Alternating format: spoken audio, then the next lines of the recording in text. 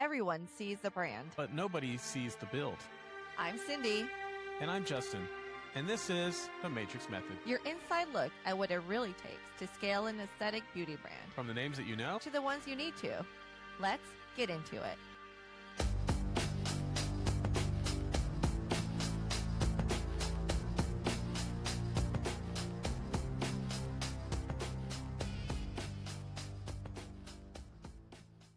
Welcome back to the Matrix Method. We are here with Kelli Rodriguez. Kelli is a global health and wellness brand leader. She's an inclusive leadership advocate, a commercial strategy expert. She has more than 20 years in international pharma, dermatology, and consumer health. Kelli Rodriguez has launched and scaled powerhouse brands while leading high performing teams across the healthcare ecosystem. And she strives to help organizations unlock growth through resilient leadership, emotional intelligence, and a patient centric brand. So, Kelli met, we were counting earlier, 18 years ago at L'Oreal, which in my opinion is a fantastic company for many people to start their careers in. I know that once I've gone into the work world after leaving L'Oreal, the people that I meet who've had that foundation and have spent time at L'Oreal have always performed in a different way. It's a really great training platform, I would say, for a lot of people. And you made the transition from corporate into your own business, your own consulting business many, many years ago. You become very successful. So I'm very excited for our listeners to listen to your story and see that it is possible to have a thriving career after corporate. Absolutely. Oh, thank you so much, Cindy and Justin, for bringing me on. And yeah, it's like old home week. Justin asked how long we'd known each other.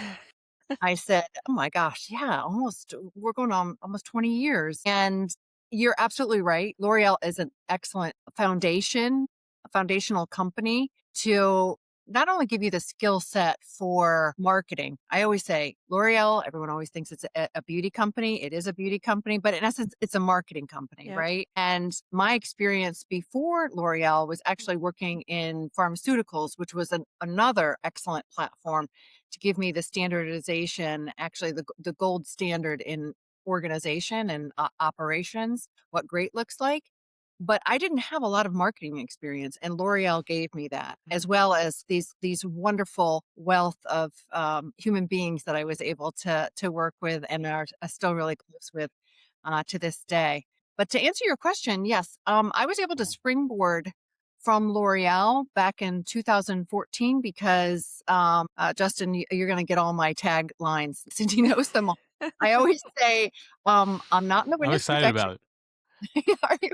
I'm not in the witness protection program, but I've moved 14 times. So I've lived Wow. all over the United States, all over the globe. And that was one of those times. So in 2014, my husband had a promotion and we moved overseas. And that's when I was able to start the Vincent Group, where I was commercializing predominantly dermatology brands, but there were other brands to the US, because in essence, that's what we were doing with La Roche-Posay was the brand that I was working with L'Oreal. So I utilized that expertise, but I've kept the consulting business going since 2014, but I've had actual W-2 positions with various companies over those years. But for the last 2 years, I've really ramped up my global work. So yeah, that's me in a nutshell. That's wonderful. And so, Justin, I know that you have some questions for Kelli. Sure. So, in all those times that you moved, Kelli, are those mainly military? Yes, a lot of them were military initially, but for the last 30 actually were with corporate America. My husband worked for Caterpillar and he just retired. So Caterpillar is the one who moved us around. But I was able to always stay in the healthcare arena, which was very beneficial. It is difficult. I mean, one of the taglines or one of the background or plug words that you had mentioned about my leadership was about resilient leadership. And I think that is something that I learned early on with all of the moves. You just have to plant yourself where you are and grow, right? And I've been able to do that in my career as well. I think it's really served me well, especially now, like we were talking about how time is going so quickly. As you get older, time goes quickly, but with technology, things are going really quickly. Resilience is critical. Being able to work with all of these different companies have totally different cultures. I work with Chinese companies, Israeli companies, Indian companies. I have a new Pakistani company that I'm working with, Latin America. They all operate differently, but you have to be able to communicate effectively. I still use my standardization of my business ethics and all of those things, but how they communicate, and how they want to be communicated to, the deliverables, all of those things. But at the end of the day, I always tell them, if you want to be able to commercialize in the US, that's where I come in. That's where the Vincent Group can really help you, because we understand the American, or the US consumer. So let us help you understand them. So I don't know if that answers your question, but Yeah, absolutely. I live in San Antonio, right? And so we've got the Joint Base here. I've got oh, jets flying over my office all day long. I come from military, generations of military. I was the first to not serve because I don't know. I'm an idiot like that, but no.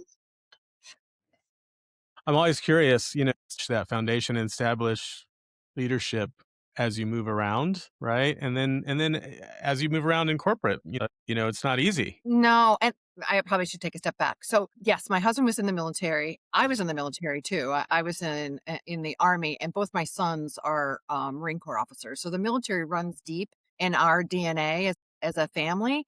And there's excellent leadership philosophies in the military, but and I think Cindy knows this too, because I used to talk a little bit about this when we talk about sales development and everything. The military is structured, a lot of black and white.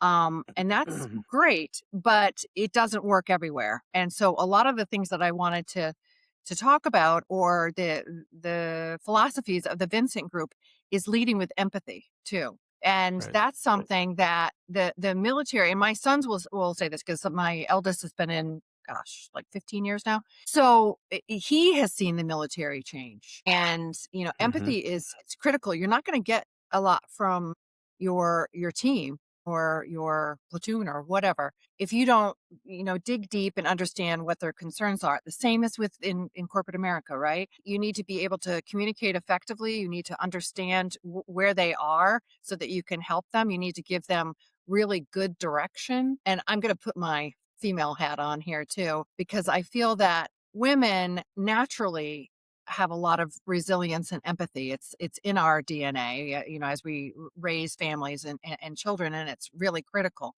And it's okay for female leaders to lean into that, because it'll really serve you well. Absolutely. Yeah. Well, and think about Yeah, it in I our agree. industry too. I mean, who's the customer, right? Exactly. You know, I've been in so many organizations where the customers are predominantly female, all the reps are predominantly female, and then the leadership is male, and there's a disconnect there, Yep. right? Like, and we have a Wow. great symbiotic relationship, right? Like, we can really work together if we're working together, but we have to be able to, like you said, lead with empathy, right?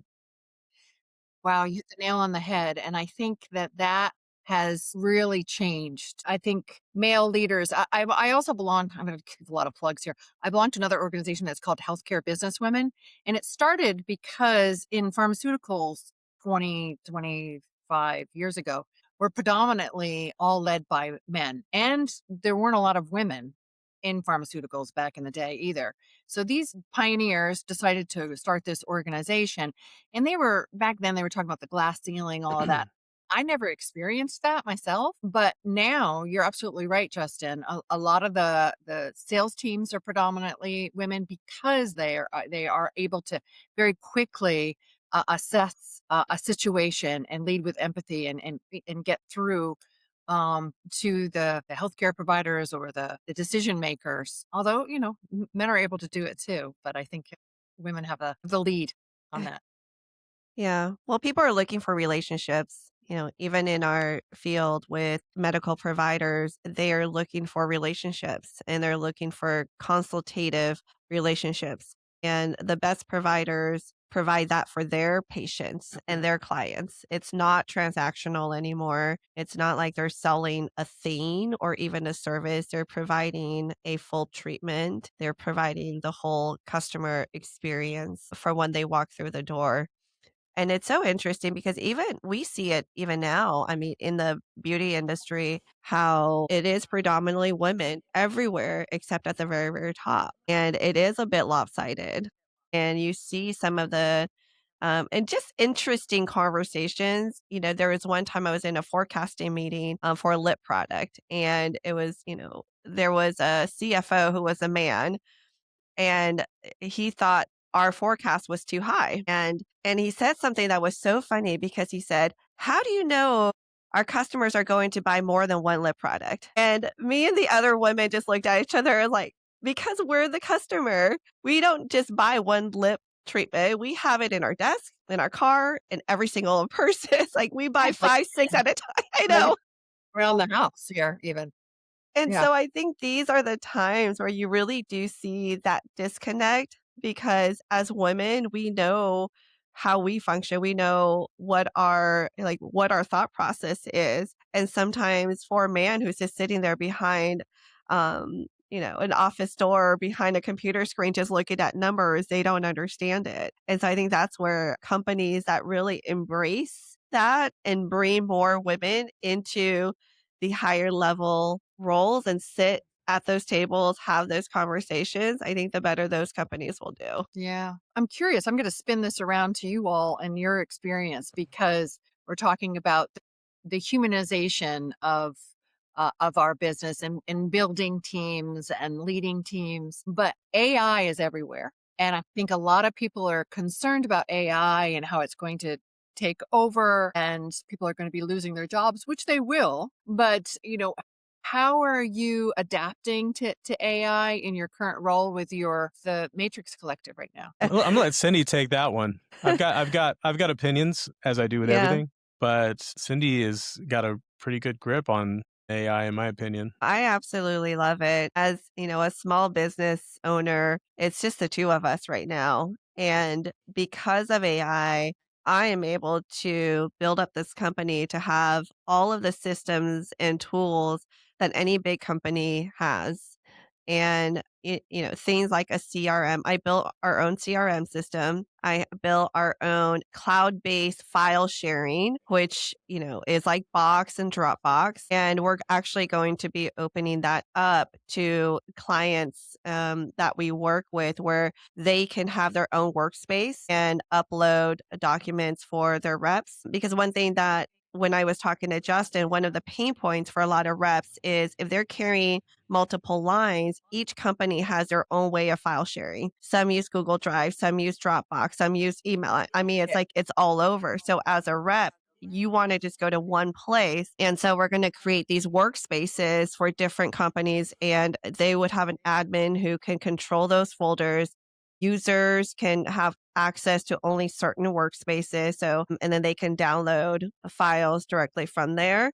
We're also, even for our project tracker, like we have a project tracker that Justin and I keep up for all the projects we're working on. We write notes, we write where we are, what the revenue is. I mean, and then what else do we have?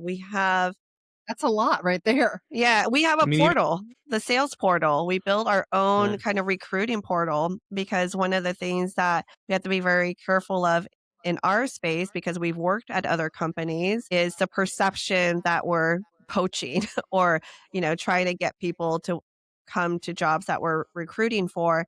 Oh, And when there's a sales portal, there's a clear line of this person is interested in working with us. We're not going after them. They are setting up their profile. They are telling us they are interested. It becomes our own, recruiting portal. And has so many functions. We're able to see profiles. We're able to kind of see what lines they carry, which lines they want to carry.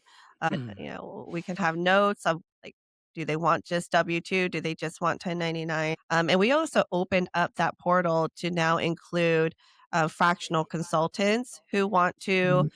take on jobs that maybe we're recruiting for, and also for educators and trainers. We really do want to build a database of educators and trainers throughout the country because we do have clients that are looking for educators, excuse me, that they can, bring Tap into. on. Yeah, yeah, tap into. Well, and No, that's you know, phenomenal. I'm sorry, Justin, go ahead. yeah.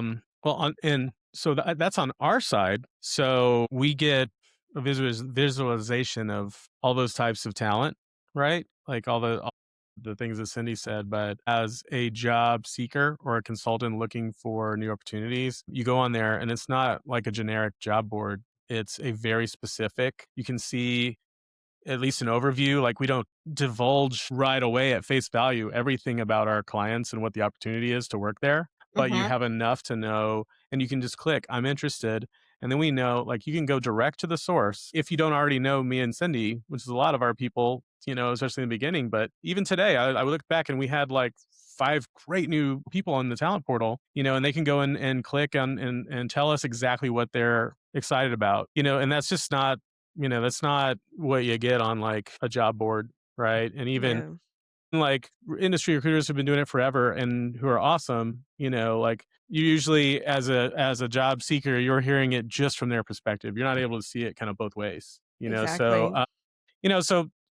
back to your excellent question about AI, Kelly, is I do think people are scared. I mean, it's a little scary to see, when you get a call from someone and you realize like, okay, this is not a real human being.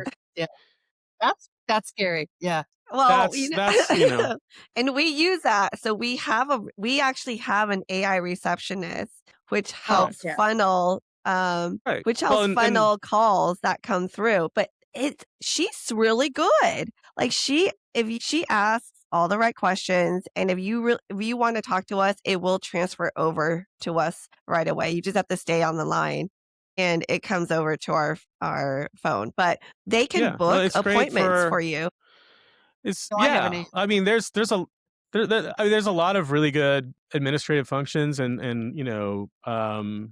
phone tree triage type functions. I mean, and I think what AI is doing when we can figure it out, and we're really helping companies figure it out, is it's taking a lot of those just time wasting administrative tasks that really bog you down and Yep. helps you focus on what you're really good at. It can create as a tool, but it's not creative. You are creative. I was talking Right. with someone about that earlier. Like, if you are a graphic designer, if you are someone that, makes content of any kind, like it's coming from in here. And the AI just kind of helps you bring the technology together. So I do think it's going to be net positive. And I mean, I think there's a reason like we're going to see these scientific advances in the world just take off. It takes, like you say, when you have a lot of talented people and the right AI tools, it's just an accelerator. Yeah. That's it in a nutshell. Yeah, on the healthcare side, I think as a patient or a consumer, I think dealing with the hospital systems and medicine in general, I think there's a fear factor, especially Mhm. if you're over like 60. I think people worry about that. So I Mhm. try to quell a lot of that in the I call it the Vincent Group human leadership model. Human standing for, H for human, you understand the data, meaningful augmentation, A, accountability and ethical innovation, and N, nurture trust at scale. I can use an example early on.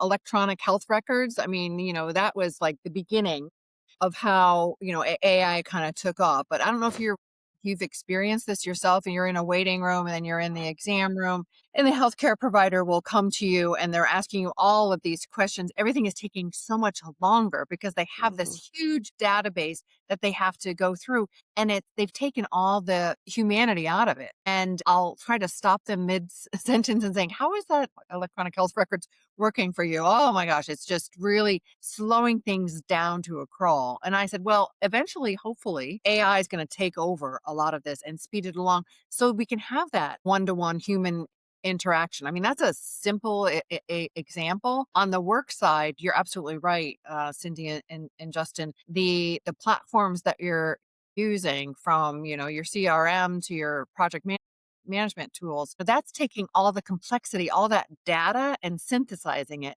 so that you can get to the finish line, right? And be the best company for the clients that you're working for. So, yeah.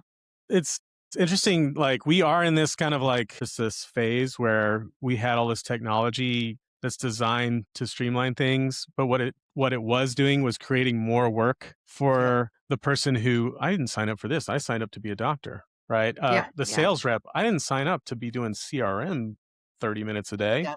I signed up to be selling, right? And I think, and that's what we're pushing past. Like we're breaking through that to where, and this is kind of older technology, but like you scan their business card and all their info goes into your CRM and hey, let me just put the Yeah. note that I care about and we'll get back to that later. Like so, it's growing pains. It's scary. We need to make sure that we have laws and people protecting us from all this stuff being stolen and used for evil, right? But ultimately it makes us net more productive, right? Yeah. And And and that's maybe frees up some time to like go outside and enjoy the real world. Well, that, exactly. but also using your creative juices, right? If we all use AI, I don't go probably an hour without using some one of my platforms for AI that's really expediting things. But at the end of the day, it needs my input because as Mhm. you just here, I'll give another example. I was working on a packaging for one of my clients. So I knew their colors, their logo, I knew their messaging, what the feel was going to be like. I don't know if you used this tool, but you can do graphic design, of course, with Mhm. some of the AI platforms. So I stuck it all in there. And the first draft was okay. But then I said, okay, I need these changes. Anyway, 30 minutes, 45 minutes later, it got way out of control. I mean, it was like, I don't know what happened. And it's like, okay, let's shut this down again. Sometimes I'm sure that it doesn't happen all the time, but yes, it definitely needs the human touch. I'm not telling you anything you don't know. Yeah, and there's been cases of AI hallucinating and coming up with false data. A lot of people think AI is just grabbing information that's already out there, but it's doing that, but it's also making its own thought process behind it, and it will hallucinate. And I think my biggest worry, even though I do love AI, I think it's sped up so many things. For people like me who are very creative, it helps me to get my thoughts into reality Yes. in a much shorter time. But I would challenge people when you're working with AI and maybe it's a simple prompt and they give you an answer, ask it, are you sure? And this is where you're testing the AI because they are not always right. What scares me is I see the younger generation, my kids' age in high school, and they use AI. And there was a time when my daughter came and said, "Oh, I didn't get a good grade on this because this math problem was so hard." And I asked her, I said, "Did you use AI to help you?" And she said, "Yes, and AI was wrong. And I got it wrong." And Well, I know. And so that's where it was like a light bulb moment for me because for all of us, we have experience and expertise that was built out of decades of real life experience prior to AI. AI has helped us, but this new generation, they are learning from AI. And we are Right. able to kind of look at the output from AI and look at it logically, question it, but this younger generation, if they are only consuming the information without spending enough time in the real world, what's going to happen 30 years from now, right? Because then that's the Right. scary part when AI becomes the source of truth instead of people because even the people are learning from the AI so they're not able to logically question AI anymore. That's my fear. you hit the nail on the head. I'm sorry, Justin. I don't know if you were going to mention something, but you hit the nail on the head about asking, are you sure? Or how did you come to this conclusion? Can you give me some of the case studies behind it? Because that's what I'll do on the clinical side, or even if I'm putting together a scope of work or Yeah. whatever. But you have to question the system. And the responsible leaders will challenge the assumptions and the biases and how they got where they are. And that's when I started doing that, I got some really good information back because some of it's faulty. Yeah. Right. On a totally off the rails here. When you're on social media and you'll see some crazy claim or video, I'll put it into ChatGPT or whatever, and I'll say, "Is this true? Can you give me, the back?" Because half the time it's not. So Yeah. anyway, Right. Well, I like I see like Grok seems to be pretty forward. I mean, and it's just as faulty and weird and scary too as, but I've noticed, in Twitter, or it's X now or whatever, that's where a lot of wild claims come, right? And yeah. half of it seems to be totally out there and half of it's like, that might be true. And then I see a lot of people saying, then checking the claim at Grok, is this true? And then the answer will be like, well, yeah, I can find evidence Partially that true. Yeah. this, and this, and then that might be BS. And I think that's healthy, and I'm glad people are asking that, mhm. and I'm glad, Yeah. Cindy, I'm glad you brought that up. Like I've got a fourth grader. He brought, they're wrestling with this, and they're to the school's credit, like they are teaching kids now to trust but verify. Like if you found something Mhm. online, which you had to. We don't have this shelf of encyclopedias anymore. My parents were like, "Hey, do you want our encyclopedias?" And I was like, "No." I'd love to have this book that the last president is Ronald Reagan, but no, I'm good. But uh, they're teaching them like, okay, what is your second source? Mhm. Which is good. And at the same time, he brought home some homework the other day, and it's pretty clear that a lot of these worksheets and textbooks that elementary age kids, and that's all I know right now, like that's my oldest kid is fourth grade. It's pretty clear that a lot of this stuff is written by AI Yeah. because you can tell, you can just you Yes. read it and you go, this doesn't have an author's voice here. It's just information laid out in a way that a fourth grader can read it. But like these two, it was question 4 and question 5 were basically the same question because this thing was written by AI. It was like just not that bright, you know. Oh, And my guy who is very bright, he goes, "I'm confused. I feel like I just answered this." And I go, did. "You did, and I'm glad you caught that, dude." Like, I go, "What you see here," and he goes, "Well, how should I respond for my teacher to read the answer?" And I said, "The truth. When you find some BS, you respond with the truth and say, 'I believe I just answered It's this.'" better above, right? Right. And he did. He wrote, "Yes, we just covered this with number 4. Please explain if there's more information needed," or something like that. And I was like, and that's what we're teaching him is, still use your work with these tools, but still use your human brain, your eyes, your ears, all those little, instincts that you have that were developed over millennia. Like use those, like listen to those instincts. Don't trust this stuff inherently. Oh, and then that's, we're learning how to use each other here. Yeah. You said it. Trust but verify, right? Yeah. Right. I mean, I think we have a long ways to go when it comes to information. I think the benefit of AI right now is on the coding side. Right. With the coding side, it's able to build things, but it still needs very detailed human input. Like all of Right. the platforms that we built, even the CRM, it was built because I knew what a CRM should do. So I was able to Right. give it very specific prompts to build it exactly the way that I wanted it. But if I just told it to build a CRM, it could, but it's not doesn't have the human feedback and building it to the specs that I wanted. So on the coding side, I think it's very helpful. On the information, it still has a long way to go. And like you said, Kelly, the graphics has a long way to go.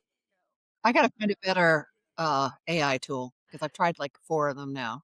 Yeah. Well, some Yeah. of them actually are helpful. So there's one platform, I think it's called Photo Room, where you can Photo take a re picture and say you have a bedroom set. And so, like with the furniture company I work with, it was really helpful because we took a picture of a bed and we had different swatches. We wanted to see how it would look with different colors. And you didn't have to make the bed in different colors to see how it would look like. You just had it change and it would put that in. And you can take a product like a t-shirt, throw it on the bed, take a picture of it, and it will put it on a real life person and animate it into a advertisement or a video, which is kind of cool because then as for small businesses, you're not paying models, you're not paying royalties on image use, which I guess it sucks when you're a model,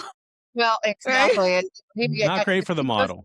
but you Yes. see, you have to yeah, you have to take a step back and say, "Well, what are my other tools?" You made me think of one of the jobs we worked together, which was building the LMS. Have you done that at all with any of the companies that you're working with? So that's funny you ask because we are actually in the process of building a Matrix Academy. It's a sales focused training academy. So we're going to have modules that will help medical providers kind of build their business, looking at different roles within their practice. And then we're going to have modules for reps too, how to be a successful skincare rep, how to be a successful capital rep, how to transition from W-2 to 1099. We're going to have different modules that will have, and it's more sales focused. So it's really about how to increase that or to make that relationship between a provider and a rep stronger because you see that the successful reps it's because of a good relationship and they're providing something of more value to the provider. They're not just coming in selling a item or service. They are selling themselves. They are selling their knowledge, their skills, helping them to grow the business together. And our Matrix Academy will have modules that will help on both sides to be able to improve that relationship. So yeah, I mean, like back to Yeah, what you said, I mean, I was able to create it. I'm working through the modules, but given even after it's built, I'm going to be working through with real people who've built these kind of programs in the past to have a human kind of go over the information and the materials to make sure there's that human aspect to it. right. Well, let me know how Yeah. I love doing that aspect. I Yes. mean, leadership is my sweet spot. I love leading teams, and especially sales teams, marketing teams. And you hit the nail on the head. And I think with all the experiences that we've had, and mine starting off in pharma, which is very rigid, very black and white, you will say your message this way. That back in the day, they took Right. all the humanity out of it. I remember saying when I first became a rep with AstraZeneca, and I'm sitting there saying, "I don't know, I didn't sign up to be, working at McDonald's because, at McDonald's, you're just like, that's the Right. menu." Yeah. And, and they're like, "You will say it this way." And they videotape you over and over and how you responded. Anyway, I fought back, because you're out in the field and, back in then, they didn't have like video cameras, watching what you were doing. And you can't argue with success. So when I became the Right. number one rep in the country, and they're like, "How did you do it?" I said, "Well, it wasn't following all the messaging. It was being myself, Exactly. and that's who I was bringing to the table each and every day." Yeah. I mean, we could probably create a whole module off of your executive leadership, Yeah, and that'll be really Yeah. absolutely. Well, helpful. that's Yeah. I mean, and that's the kind of thing that our clients are asking us for is what can my rep leave behind? Like a lot of our clients are in the capital equipment space. And, one of the things you hear, the complaints you hear about that business model is you invest six figures into one thing that's a new tool to help your patients and grow your business. And then your trainer comes in and people get excited about it. And then what, right? And the rep only has so many tools. And maybe if you're a new company, you don't have a nurturing rep who can come back in behind and make sure it's going well. And they get right back to business as usual. They have 20 other devices in their practice. They have all the skincare SKUs. I mean, there's so much that goes into just taking Oh, care of I the know. clients and the patients. And so that's the stuff that we're empowering people to do is let's build, what are these people struggling with that you don't have time for? And Uh, we've all been in sales and marketing leadership, and sales was our expertise. And then we emerged as leadership experts, right? But how much time did we waste building slide decks just just to have it sitting behind you while you're just explaining what you've learned? So funny that you said that though, because I thought to myself, should I put a couple slides together on the things we're going to talk about? I said, no, absolutely not. I'm not going to do any slides for this conversation that we're having. Yeah, well, and we But it's can so there sobering. there are tools now where we could upload this recording and it will create a slide deck, and then we can make it, we can refine it. That's the kind of stuff that when we say gets you there faster, saves you a lot of time, and gets your people focused on the things that really drive revenue and really make your customers happy, then that's what we can do with these collective brains and these tools. And being able to use AI the right way is so important because, going back to our Matrix Academy, I'm using AI to kind of help build the platform, but it's also helping me go through like the content is still from my brain. I'm not relying on the computer. And I have to define it with AI to say, I want to build this based on my experience and my input. I want you to ask me the questions, keep me on track, right? Because people like me who's like ADHD, I'm all over the place.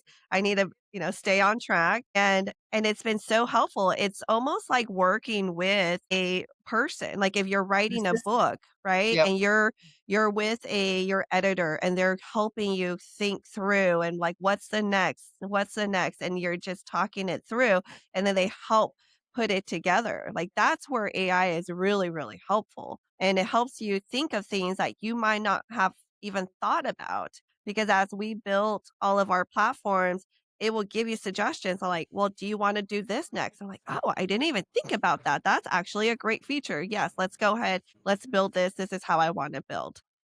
Yep.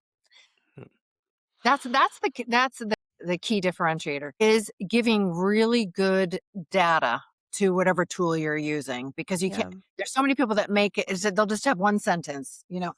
You know my story. I've said this a zillion times to Cindy. When I first started using a technology and it was for a CRM and I knew exactly what I wanted. So I was speaking with this gentleman and I was saying, 1, 2, 3, these are the things I want. I'll see you later. And he's like, whoa, wait a minute. I have these 20 other questions I need you to answer. And that's what's great about AI. The other thing is emotional intelligence. I Mhm. think that's the leadership differentiator because AI is processing all that data, all that complexity, which you say you're very creative and you are, Cindy, but you're also an excellent ops person. You're able to take a lot of Mhm. data and synthesize it. And that's a gift. I mean, not everybody has Mhm. that. And that's something that I lean into AI for. I'm not, pat myself on the back, but I think emotional intelligence is one of the things that I have. And that's what differentiated me in my success, I think Yep. because it's served me well. It's about empathy and self-awareness and ethics. You need to have that as well, especially in leadership. But anyway, I'm preaching to the choir Absolutely. here. Absolutely. So, then switching gears a little bit, I know a lot of our folks that will be listening to our podcasts are at that point in their careers where they think, I think I'm ready to branch out and do more like what Kelly's done, what Cindy's done, what we're doing now, going off on my own. When did you decide, Kelly, that like that was your next move? Well, like I mentioned, it was kind of forced upon me back in 2014 when I moved overseas, and Mm. I didn't have a work visa. My husband had the work visa, and I said, "So what am I going to do with myself?" So I just, as I love people, I started joining a lot of work groups, and so that's when I started meeting all of these other global companies that were interested in commercializing into the U.S. So that was back in like 2014. But then when I moved back stateside, I started working for various companies as an employee. But my last 2 years, it was actually a private equity company that took over the company that I got funding for. So I kind of got myself out of a job, but that was fine. I was ready to roar back up with the Vincent Group. And what's interesting Mhm. is that each of us have this great set of tools in our toolbox, right? And one of mine is business development. And so Mhm. that's what I've been able to tap into. I just came back from a 2-week trip. It was for a World Health Conference where I was meeting with global companies that were looking to commercialize in North and South America. And that's what I love. That's my sweet spot. I love talking about their business, finding out what it is that I can do to try to help them because I can't do everything. I can help get them started, find out what their needs are, try to build a foundation for them either in the US or Latin America or Canada, but I have to tap into your services too. So this is why this is very symbiotic. Absolutely. I think maybe our listeners might think about when you said, I worked myself out of a job. I Yeah. think if you get to a certain point in leadership, and I've really only been in this industry pretty much since college, but I imagine this translates to others. Once you get to a certain point, it seems like that's kind of what you're doing a lot of. If sales and marketing is your role, you know, you build your team, you build your systems. Like Cindy's great at building ops systems, right? And my thing is like building sales teams and coaching up to a certain point. And then after a while, when you get to a certain point, you're not really needed anymore, right? Yeah, and Cindy's oh, I'm sorry. I was gonna say But Cindy's this tagline of mine, and that's "Leave the place better than you found it in more capable hands." That's my philosophy. So when I was getting myself out of a job, I was okay with it, as long as it was in right, capable hands and right, Mhm. something right. else. And I think and that's a maturity of career track that once you reach that perspective, it's very freeing. Like it's easy to be like, I'm really upset about that. Like I did all this work and now they don't need me. It's like, wait a minute, you did a good job. Yeah. And now they need, and you probably cost a lot of money doing it. They probably need that money for something else, right? Or maybe it's okay to go, job well done, and go to the Yeah. next one. Exactly. Never burn That's those bridges okay. because they come right back to you. Yeah, It all will yeah, come like Exactly. good yeah, karma. I mean, it's and a lot of people are starting to see that. Like a lot of the candidates that I'm talking to now, what they thought was kind of a bitter pill, and going, I'm like, well, it's because you did a good job. You have too many accounts now Way too because expensive. you did well. Yeah. Now go do it somewhere else. You're gonna stay here forever? Like Yeah. that's not a thing anymore. Like I stay at the same know. place Yeah. forever. I just spoke with this teacher, and she's been at the same school for 24 years, and I'm Wow. like, Wow. kudos to you. I don't think I've done anything for 24 years except for be married and be a mom. That's about it. Yeah. I mean, it's crazy to think. It's crazy like that Yeah. that that was kind of the norm back in the day, but now things move a lot faster and that's okay.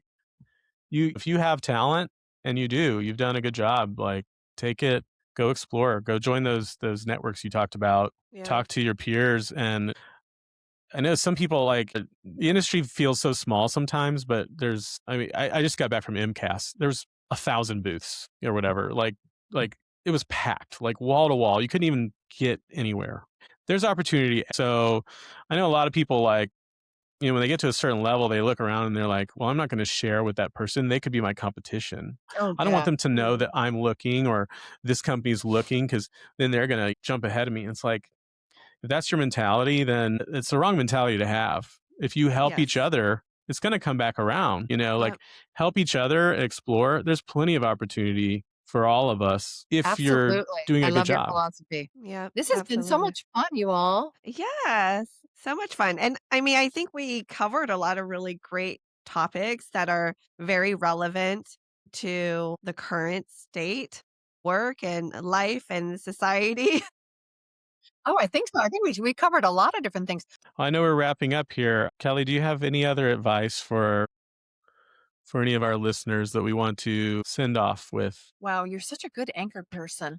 Um, I well, was I a met broadcast major for 1 year. well, That's you can great. tell. Yeah, you can. Thanks. I mentioned this early on. I don't know if it was captured. Well, first of all, perfection is the enemy of good. I Yeah. always say that, it's Voltaire. So just be the best that you can be, and don't beat yourself up. Number one. Number two is find that niche, find that what you're really, really good at, and develop that. Go deep and narrow. And I know that for those of you that are starting up, maybe starting your new business or your organization, sometimes it can be overwhelming. You're trying to be everything for everyone, and definitely set up a good foundation like what Cindy and Justin have done, because that'll serve you well. But find that niche of either clients or customers or companies that you'll do really well with. For me right now, it's OTC companies, consumer health, derm. That's my sweet spot. Sometimes I have strange companies coming to me that'll, I've got medical device companies coming to me, and I will work with them, but I will roll them up to other people that I know that will serve them better. So I know my strengths. Yep. Absolutely. All right. Well, thank you, Kelly, so much for joining us today. We Mhm. learned a lot. Sure. Where do we go to learn more about the Vincent Group? You can go to the vincentgroup.us.net and plug yourself in there, and you can see some of the companies that I'm working with. But feel free to reach out to me directly. LinkedIn is always the best place to find me. Wonderful. Well, thank you so much, Kelli, for joining us. Thank you. Have a great one. This is The Matrix Method. Join us every Monday for a new episode.